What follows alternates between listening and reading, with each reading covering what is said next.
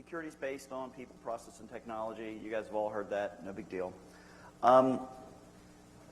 Social engineering allows us to identify weaknesses in people. Have your staff been trained to protect the passwords? It was a recent study that somebody was giving away chocolate and people would give their passwords away. Isn't that cool? Also, it helps you identify weak processes. As an example, have your people been trained not to publish those private confidential documents called network diagrams or discuss with a reporter?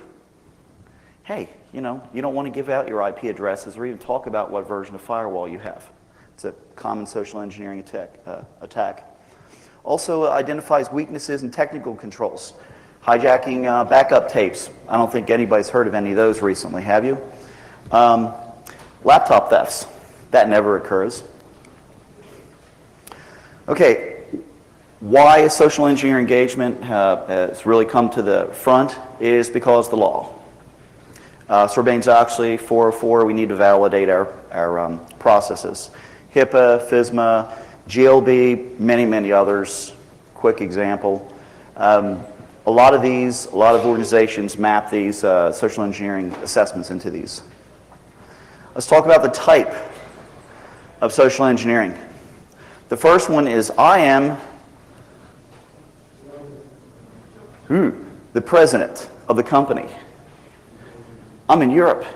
I need access to this system now. Can you please give me a password? I've locked myself out.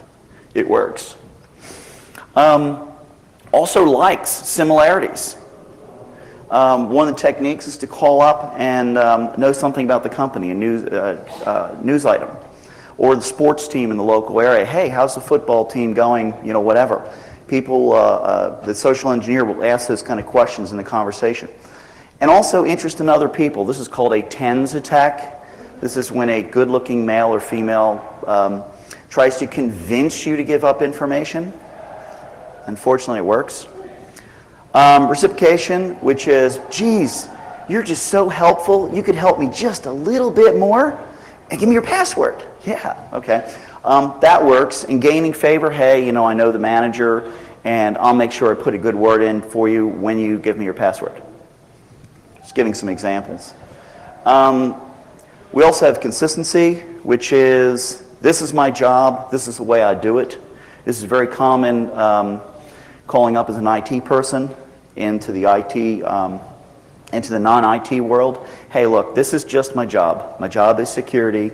You need to take care of this for me. I'm sorry, I have to ask for your password. That's what I do.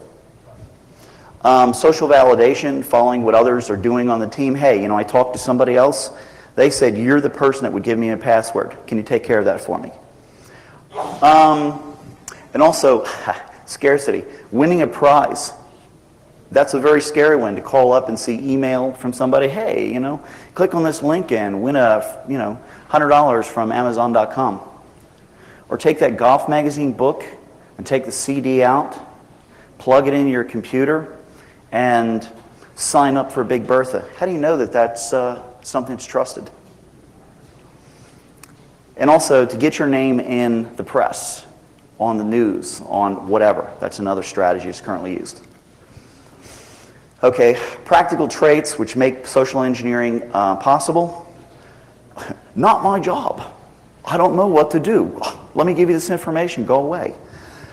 Chances of gaining favor, trusted relationships, moral duty. That's always a fun one. Guilt, identification, desire to help, and cooperation. Okay, possible legal problems when you're performing assessments. One is misrepresentation, fraudulent purposes, illegal interception of data, possessing specific types of data, illegal use of tools, illegal use of devices. Probably the biggest thing here is before you do an engagement, make sure you know the country, state, and local laws that are appropriate. Find a lawyer, talk to them. I'm not a lawyer. I don't even play one on TV. Okay, let's talk about the process because that's even more fun. Okay, the industry has a problem. You guys may or may not have seen it. Organizations need assessments, but there's no apples to apples comparisons out there, is there? Can you actually say provider A can provide me the same solution as provider B? We don't know. We don't have any apples to apples comparison. And also, many of the assessments that we're seeing right now in the domain, social engineering, and pretty much everything else, we have inconsistency of the assessments themselves. One day, you'll get somebody that provides you one sheet of paper and go, here's your whole assessment. That's great. And other days, they bring in the big UPS truck and they take all the boxes and they put them around your desk. Another problem with organizations performing assessments, there's no way of showing the competency of how good you actually are to perform these type of things, except for prior work. And also, competency and consistency is based on just a few users. A lot of organizations that perform assessments, it's based on one or two people's experience. If they go away, are you going to get the same type of result? I don't know. So what we did to go through this process to try to get consistency, we did something called InfoSec Assurance Capability Maturity Model, IACMM. It was based on the Carnegie Mellon CMM model. It was developed by the NSA and the industry so that industry, commercial world, government world, whatever, can actually create standards and be able to compare apples to apples based on their organization. Even internal organizations are now using this. Benefit is allows third-party measurement of how good the team is and what the process is, and also provides a methodology, a framework, so that organizations can do white team, blue team, and red team. Also supports pretty much all the legal requirements. This is really what the basis of this whole talk was about, was using this methodology to create this so I can repeat. I wasn't the only one to perform assessments. Okay, here's the process as it is. We have a pre-assessment, an assessment, and post-assessment. You can't miss any of them. We have to talk about contracts and get out of jail free cards, very important. Definition and scope of the work, limitations of project, that's real important. Creation cover story, ooh, that's fun. Approval methods, some work, some pre-grind stuff. Doing the job, assessments, documentation, reporting, and mitigation. So let's go in the pre-assessment. Very important. Find the authorized, during the contract process, find the authorized person that can sign the contract. No, don't go with the IT individual that you're talking to. Make sure you go as high as possible, talk to their legal counsel. Ensure that you have a time period to conduct the assessment. It's going to start this day to this day. Also define what the report's going to be. Is it going to be very detailed? Is it going to be less detailed? I mean, that's something that they're going to ask you about. And also make sure you have a get out jail free card. One of the things I use is a code word, Chris Jones, when I'm performing assessments and my people are performing assessments. And by the way, there's no Chris Jones in here, is there? Okay, just checking. We create that so as we're going through the process and anybody says, well, who are you? We say Chris Jones. And that's a trigger word for management to go, the guy's got caught. Also helps you, them to show up and bail you out.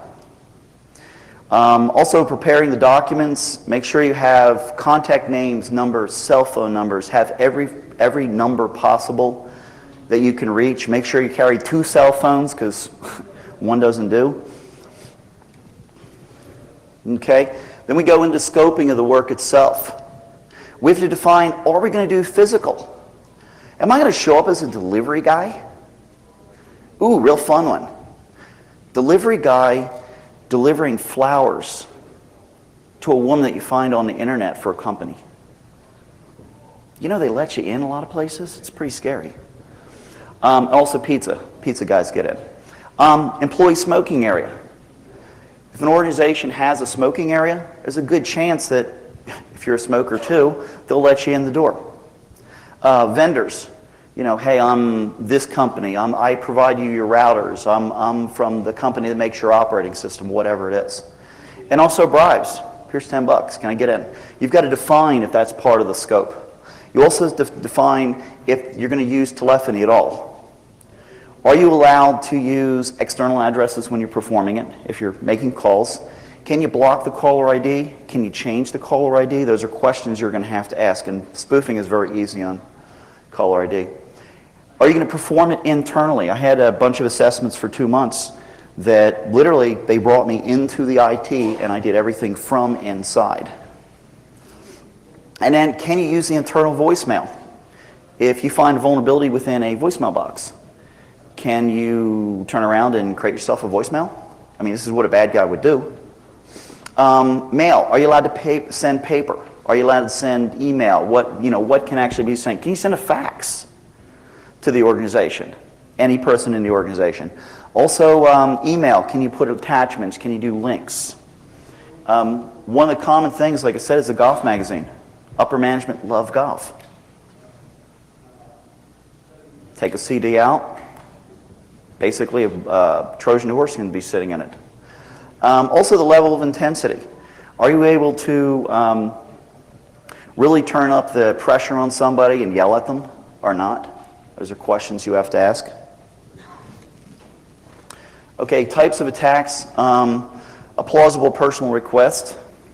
Hi, I'm IT, and we're having a problem, and we're trying to find out what the IP address of your system is. Can you provide that for me?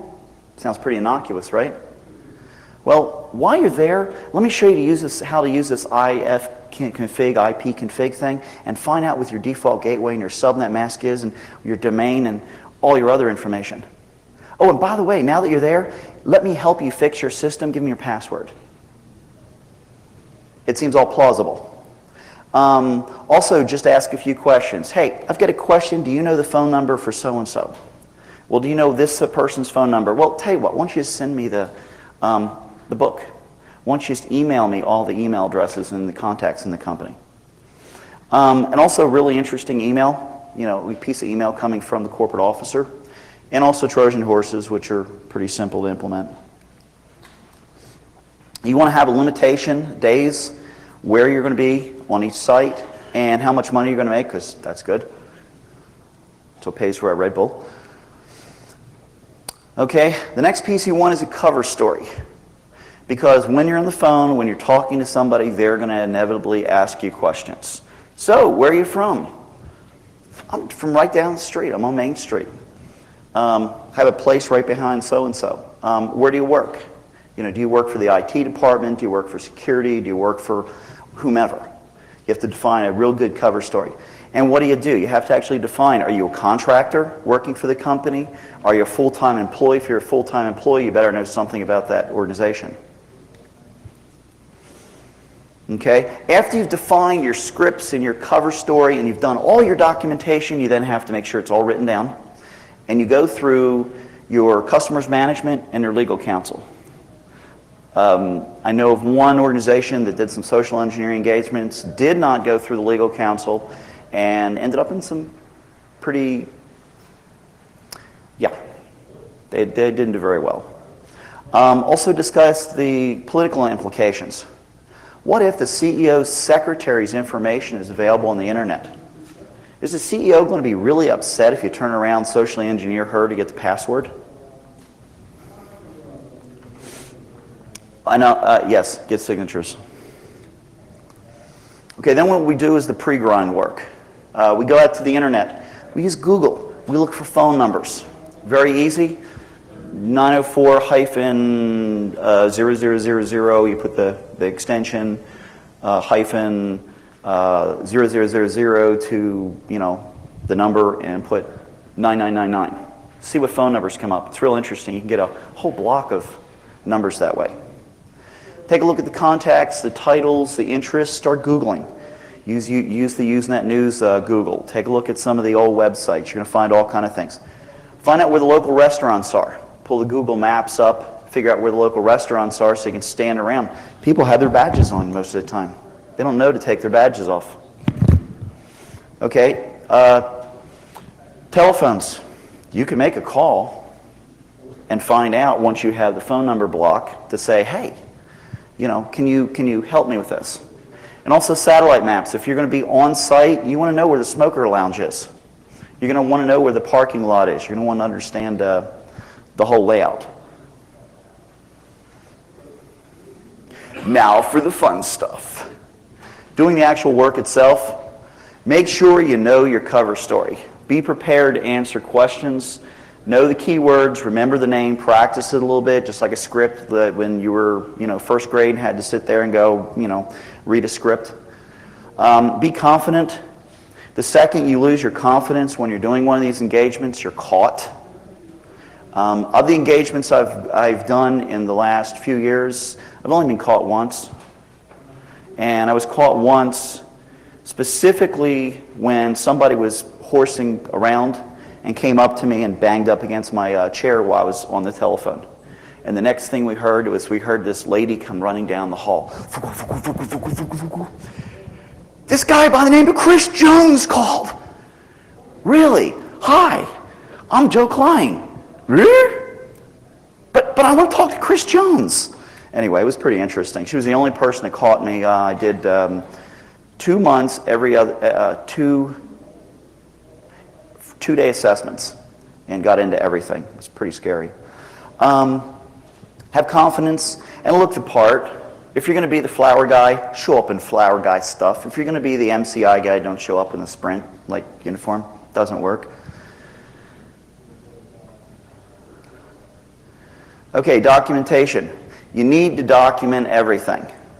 As part of the assessment, you need to write down, I started the assessment at this time and this date, and I was sitting here, and it was from this particular phone number, and here's what we discussed. We went through the script.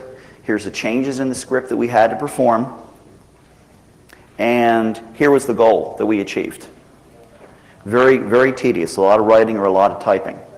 Consider using forms if you're on doing a physical assessment, you're in the building or trying to get into the building. Use a BlackBerry PDA to actually start. Use a phone, use something so you have an audit trail. Okay, when things go wrong, plan B. Things inevitably go wrong, you need to be prepared for these because plan B in some cases will get you shot depending on the type of assessment you're working. Okay? Minor problems, somebody starts questioning you, use your cover story. They stop you, use the cover story. If they push you a little bit, say, oh, okay, here's my get out of jail free card. Here, call these people. If you've been discovered and things get real hairy, pull out the get out of jail free card, make sure they have it in their hands. If they have guns, tell them what you're going to do or have them take it out. Then we get into the post-assessment itself. Okay? We have to literally create 2 reports. And the reason we create 2 reports is let's not hold the people accountable for lack of training or the lack of process in an organization. And the second reason is we really want to be compliant with Safe Harbor EU laws. You can't actually associate the vulnerability to the person. It's usually the process that's broke. So what you want to do is under the process and discovery, you want to take all that documentation you created initially and you want to define what your methods are. You want to make sure that you document everything you've done. You want to go through and any documents discovered because you may walk into an environment and say the objective is to get into a data center. How do you validate you're there? Pick up a printout that's been sitting there or next to a fax. Identify the weaknesses. Actually discuss, the guard, I'm a white guy and I have a badge that has a black woman on it. Okay? The guard let me in with this badge. You want to document that. And by the way, that works. It's really scary. Recommend mitigation. Majority of the time, it's changing an organization's processes and doing better education. I mean, this is hard stuff, right? It's pretty boring, actually, but from a training standpoint, but it's easy to fix from a security standpoint. The second, report. Identify the actual target names and contacts in case you have to go back and reference that information. Disclosure in this report, by the way, again, can get somebody fired, demoted. which can get you in some hot water with HR for the organization, put you into some legal hot water. And also it's against the EU privacy laws. Okay, mitigation. Mitigation has to do with hiring. One of the common social engineering techniques is to go for an interview. They'll let you in. Ask questions. Tell them, yeah, I'm going to come back in. As a well-known company got hacked pretty well by an internal person. They went in as a system admin. They never did the background check. Came in as a system admin, got root. 2 weeks later, quit. He had root. Make sure you have escorts. You don't want people walking around and picking up your printouts. Who knows where they're going to go. Make sure you have vendor and visitor. Make sure you have badging, and the badging makes sense. You know, red badge might be visitor. Blue badge might be IT access. Green badge might be other accesses. Consider having camera and recording. That way you have some way, kind of an IDS, so you can validate later. Educate people on tailgating. A common attack is the smoking lounge. You go up to the smoking lounge, usually with a box that says heavy. You can get at the store that's empty. Put your laptops and stuff in it. You take some water, you throw it in your face so it looks heavy. And you walk in, and you go stop at the smoking lounge, drop the box, and say, hey, can I have a smoke? Start chatting with them. Can you open the door for me when I go in? Pick up the box, and they let you right in. Okay, document handling. Make sure documents have some kind of level of classification. You know, this is confidential. It should not leave this building. Make sure you have shredders. A common thing that we found during assessments is that organizations will have a box next to the shredder because somebody doesn't actually want to shred. And that box has all the confidential information. Make sure people know how to shred. Discuss the confidential information outside the office. Don't turn around and leave network diagrams on a table in a local restaurant. You know, watch your phone directories, your security devices used. When a vendor calls up and says, hey, what kind of firewall do you use? Yeah, wow, that's pretty cool. There's a vulnerability in that this week. What kind of, IDS do you use? I can get around that. Those are all things that the bad guy's going to be asking himself and trying to find information on your systems. Sign into the building in more secure areas. Actually have a sign-in so you can keep control of the situation. Make sure you have malware, anti-malware tools, spyware, viruses. It helps. It doesn't totally protect it. There are ways of creating things like this that are targeted that make it really difficult to protect against. And unauthorized software. Do you guys remember Whack-A-Mole? Had a Trojan in it. Users loved it too. I could get all them little guys, hit them on the head. Security procedures. Make sure you have an incident handling. What happens? Do you have a policy in place or procedures or something?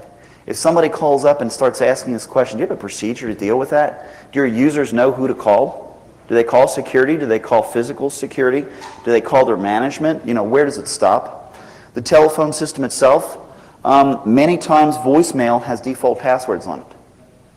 Once somebody can gain a foothold on a voicemail, they can be considered trusted in that organization, even if they call from outside. A good example of that is, hey, I'm having a problem. I'm outside the office. I'll be in about 30 minutes. Can you leave, the password on my voicemail box? And here's my voicemail box. Most users will say, yes, I trust that because it's an internal resource. Out of office messages, what a great thing to do from an outside person. To be able to find out that, Jane and Joan are the ones responsible for Mike's voicemail, and calling up and said, hey, Mike told me to call you. Can you give me some information? That really should stay within the company. Also install DID, direct indial, so you can do traces, and control your long distance services so people can't bounce in and out of the country while you're doing it. Email systems, out of office, I'm sorry, the CISSP list around Christmas is funny to watch. All the people with all the out-of-office messages that are CISSPs or other lists that somebody posts, and next thing you see, oh, I'm out of the office for the next 2 weeks, and here's all the people to call. It's pretty bad. And also, anti-malware, make sure that's in place. Okay, good physical security, inside and outside. Some organizations have cafeterias. Do the cafeteria workers have to actually sign in themselves, use the same card system? Or did they decide, this is too much hassle? A lot of organizations will leave the cafeteria door open so people can go in and out. Marked documents sensitive, again, a mitigation. Signage on all doors. Cameras aren't allowed, telephones allowed, your computers are going to be checked on the way in. This is all physical security stuff. And close your smoking lounge. The smoking lounge is a great idea for the smokers, but it's also a bad idea for security. And periodic audits, go through and have somebody look for these type of things, either internally or externally. Post-assessment. Security awareness, as boring as it may be, yes, security awareness does help in this situation. Teach them how to recognize the signs. I don't know this president's name. Let me look you up on the GAL. Let me look you up in the directory. I'm sorry, I don't know. Where do you work?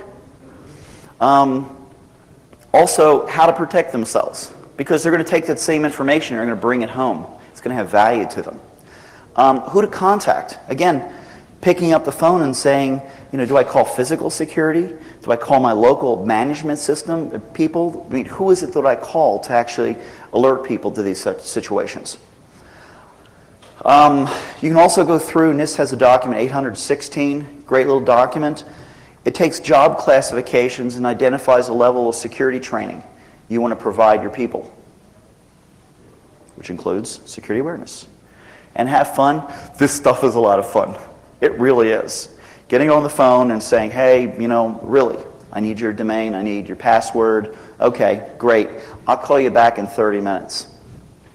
Done. A typical engagement on the phone will take more time to set up than they actually perform the assessment.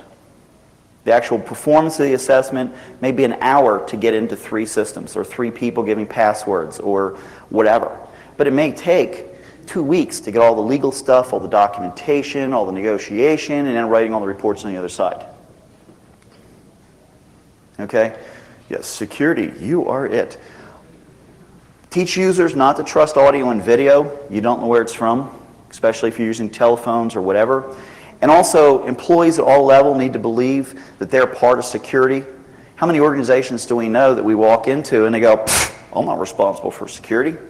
I don't care. Not my job. People need to understand that security is them. Isn't that cute? Okay. Parting words. I must have been talking real quick because this was supposed to last a whole hour. Make sure you sign all contracts. Over-communicate with the customer. Make them aware that you may end up, as an example, here's one project that really, unfortunately, works. Hi, I'm Chris Jones from HR. You're so-and-so. I'm really sorry. We received a death certificate. And our process is we actually turn off your payroll and your insurance and everything else. So if you want to get your payroll in the next couple days, could you give me your social security number? Can you give me your mother's maiden name? Oh, to turn in insurance, I need your kids' names, their social security. I mean, this is scary stuff. Make sure you have your get out of jail free card. Real important. Document everything. Document, and have fun. It's a hoot to walk in a building and walk right into a secure area and nobody even cares. To walk in, be dressed like this, have a clipboard walking around making notes and nobody ever stops you. And then be able to walk into even more secure areas by dropping a pen and going in behind them and nobody asks questions. In one situation, I even took my business cards and I'm laying on everybody's desks. And nobody questioned me. I sat down on somebody's desk for an hour and a half. I started making calls. I had to make some calls for the other part of the project. Nobody questioned me.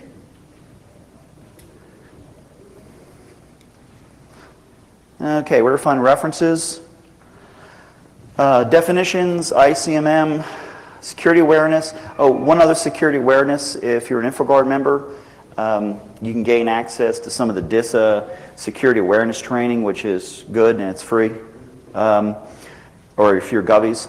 Also, a lot of great research on Black Hat and SANS and DEF CON and CERT and other things on social engineering.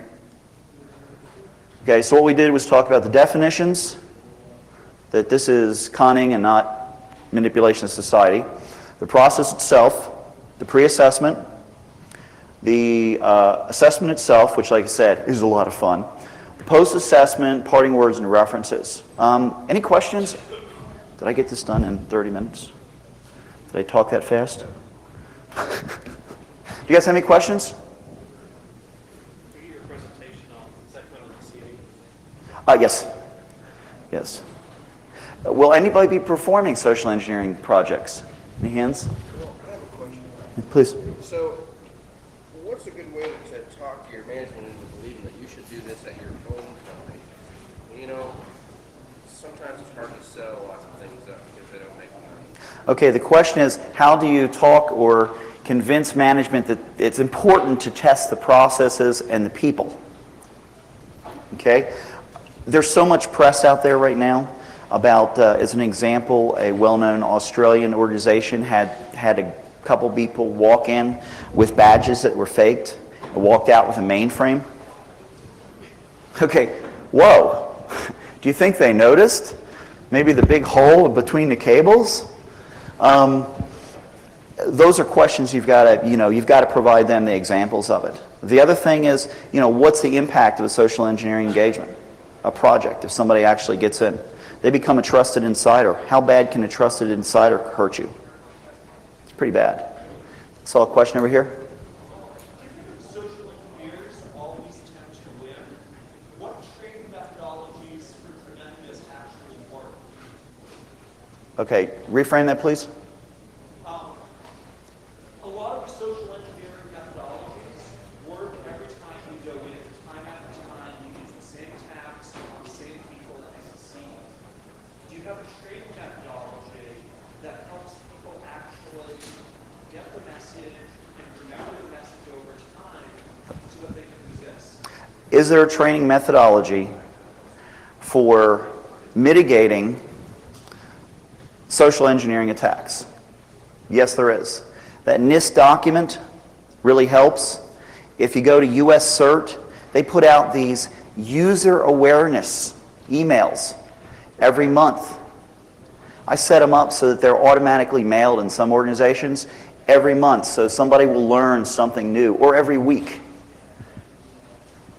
Okay? Other things is provide CDs. Make it. There's posters that you can print out that are free. Put up on the wall. Have it discussed during a business meeting. Once a month, once a quarter. Make people aware of these kind of things. Make it consistent. One of the things some organizations do is they'll print notepads or little desk gimmies, and they'll give it to their users. Be aware of this. So another question over here. Actually, I was just, you send emails out to make people aware of it. So they get conditioned and they have a tendency to delete your automatic emails. People get conditioned and things like that. My question is that I think what he's asking, what I'd like to know is what other kind of methodology is there besides advertising? Besides beating them? Oh, the question is how do you really convince your users that this is important stuff? No, you can't beat them. That doesn't work. You really have to give examples of it. You have to give examples so people can, as an example, somebody dumpster dove my trash a couple weeks ago. And that gave me a chance to tell my 14-year-old, this is not a good thing. Fortunately, we shred everything, so no big deal. But this basically, he's now talked to two of the parents, that we know and said, you may want to shred and this is why. Okay, you need to use practical examples that impact them. Do they want their payroll records sitting in the trash can outside, unshredded? Sir?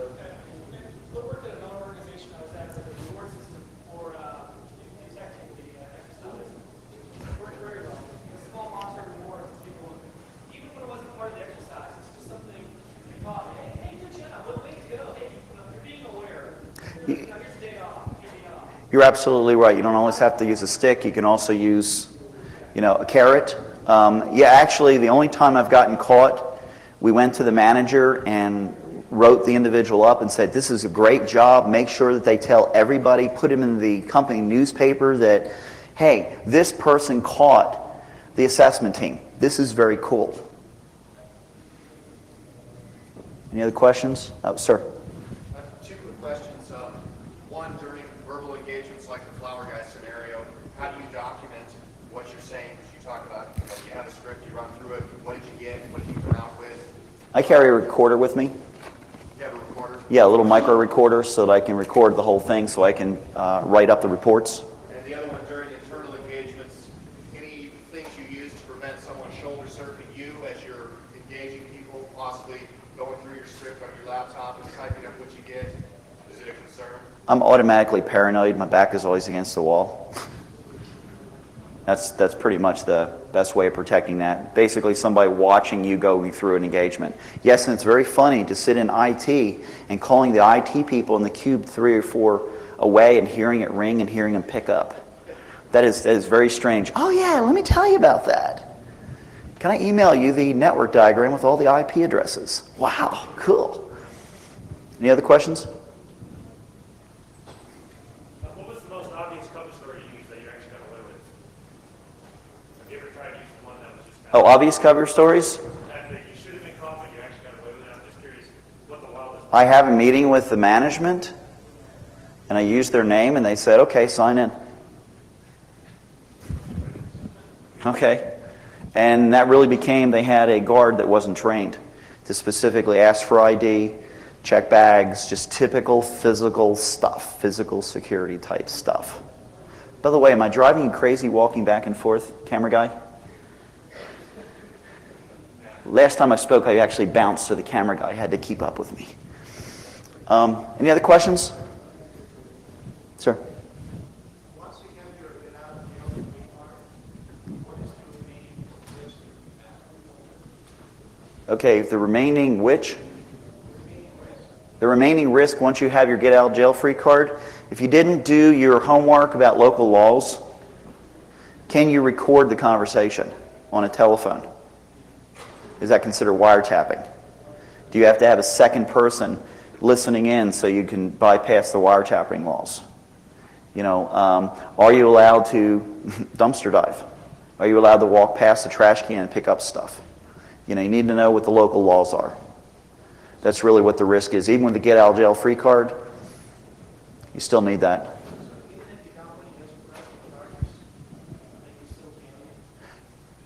Yes, because it's not you may be performing it on the company, but you may have an employee that's offended and bring in the law enforcement.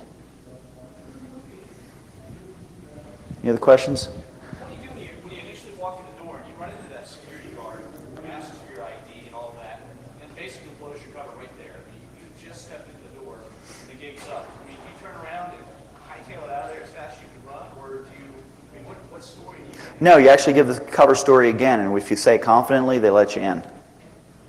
Most of the time, it's just being confident enough in yourself and your story, and then going through the process. And the other thing is you want to go in when there's lots of other people. You don't want to go in like in the middle of the night. You may want to go in at 8 o'clock or 7:30 when everybody's walking in because the guard's just going, okay. But again, if he stops you, right there, you're caught dead in your tracks. You really have to have your plan B story as you're going in. You have to have that actually set up. But if he pulls weapons, that's usually when, get out of jail free card? I'm cool. Any other questions?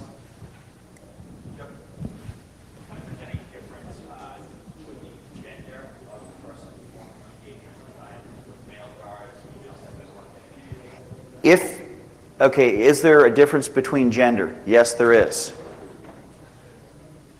Okay. If you have an engagement that's going to be primarily female, a guy that is confident with himself makes a big difference. And women, we know they hack us all the time. You know that, right? Okay. Women can get away with all kind of things. It's incredible. In fact, I'm doing he said, she said, social engineering in December, where I have a female social engineer talking about the opposite side, how to social engineer guys, and some of the differences. The other thing I found out, personally, I have more success talking to women, going in through these engagements, especially on the phone. Physically, it's no problem, but on the phone, I seem to do better with females. But, you know, if you have an area that's primarily male, you know, if the woman's working for your project and she wants to, or is willing to dress up in a bikini top and walk in, guess what? It's worked. It's pretty scary. Any other questions? Well, thank you for your time. Have a good show.